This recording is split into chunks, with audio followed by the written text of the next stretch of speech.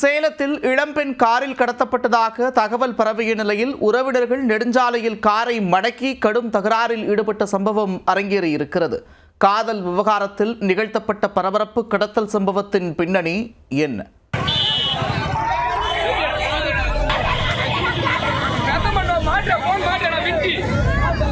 சேலம் மாவட்டம் தலைவாசல் பகுதியில் இளம்பெண் ஒருவரை காரில் வந்த கும்பல் ஒன்று கடத்தி சென்றுள்ளது. இதனை அறிந்த உறவினர்கள் கும்பலாக சேர்ந்து அந்த காரை விரட்டிச் சென்றுள்ளனர். சேலம் நாமக்கல் தேசிய நெடுஞ்சாலையில் தாசநாயக்கன்பட்டி என்ற இடத்தில் சம்பந்தப்பட்ட அந்த காரை கண்டுபிடித்த உறவினர்கள் சுற்றி வளைத்தனர்.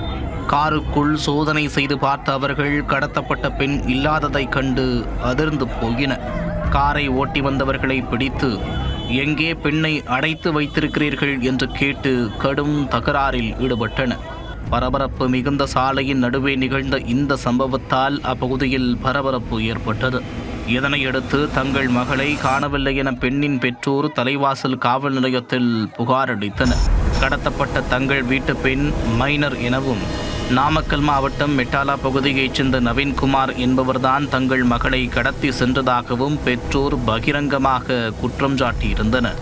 போலீசார் நடத்திய முதற்கட்ட விசாரணையில் நவீன்குமாரும் கடத்தப்பட்டதாக கூறப்படும் பெண்ணும் ஒருவரை ஒருவர் காதலித்து வந்ததாக தெரிய வந்தது.